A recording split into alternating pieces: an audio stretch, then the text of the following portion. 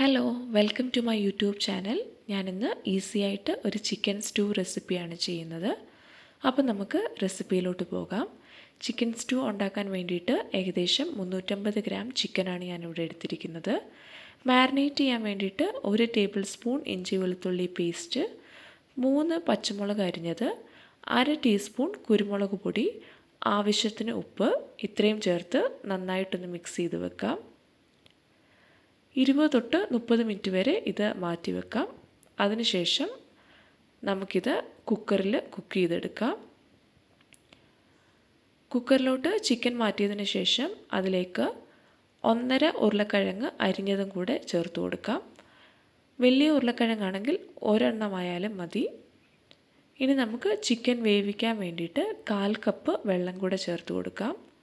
ചിക്കനിൽ ആവശ്യത്തിന് വെള്ളം ഉള്ളതുകൊണ്ട് നമുക്ക് 1/4 കപ്പ് വെള്ളം തന്നെ മതി. ഇനി നമുക്ക് കുക്കർ അടച്ച് മീഡിയം ഫ്ലെയിമിൽ 3 വിസിൽ വെക്കണം. ചിക്കൻ വേവുന്ന ടൈമിൽ നമുക്ക് ഉള്ളി ഒന്ന് വഴറ്റിയെടുക്കാം.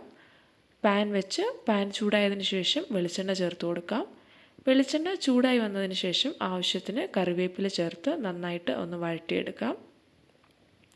കറിവേപ്പിലയൊക്കെ റോസ്റ്റായി വന്നതിന് ശേഷം അതിലേക്ക് 1 ടേബിൾ സ്പൂൺ അരിഞ്ഞു വെച്ചിരിക്കുന്ന ഇഞ്ചി ചേർത്ത് കൊടുക്കാം.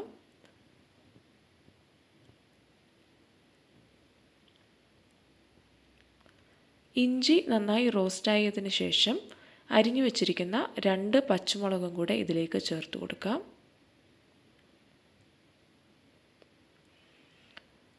പച്ചമുളകും ഇഞ്ചിയും കറിവേപ്പിലയും ഒക്കെ നന്നായി റോസ്റ്റായി വന്നതിന് ശേഷം ഇതിലേക്ക് 2 മീഡിയം സൈസ് സവാള നീളത്തിൽ അരിഞ്ഞതും കൂടെ ചേർത്ത് കൊടുക്കാം.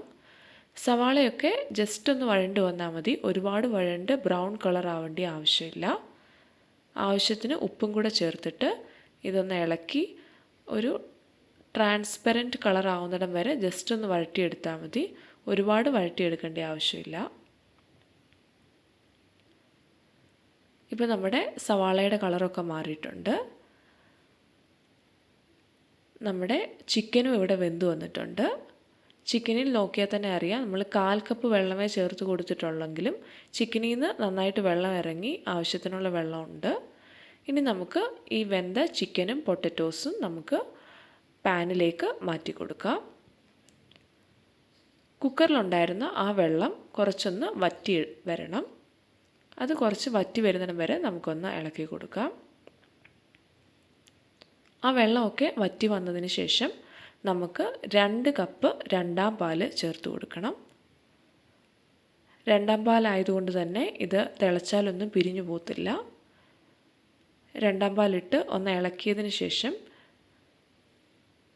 രണ്ടാം പാല് തിളച്ച് വരുമ്പോൾ നമുക്കതിലേക്ക് 1/2 ടീസ്പൂൺ ഗരം മസാലപ്പൊടി ചേർത്ത് കൊടുക്കണം.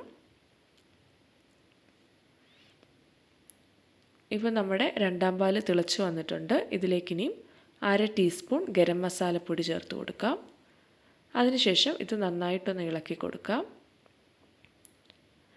രണ്ടാം പാല് ഏകദേശം പകുതിയോളം വറ്റി വരണം. അതാണ് ഈ കറിയുടെ പാകം. ഇപ്പം ഏകദേശം പകുതിയോളം വറ്റി വന്നിട്ടുണ്ട്. ഇനി നമുക്ക് ഒന്നാം പാല് ചേർത്ത് കൊടുക്കണം.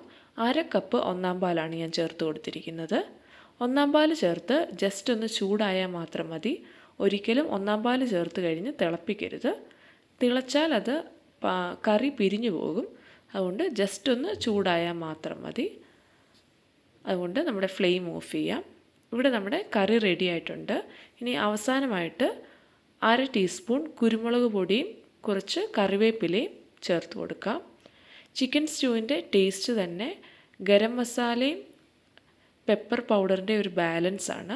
ഇത് നമ്മൾ ടേസ്റ്റ് നോക്കിയിട്ട് എന്തെങ്കിലും കുറവുണ്ടെങ്കിൽ ഇത് നമുക്ക് ഈ സമയത്ത് ചേർത്ത് കൊടുക്കാവുന്നതാണ്.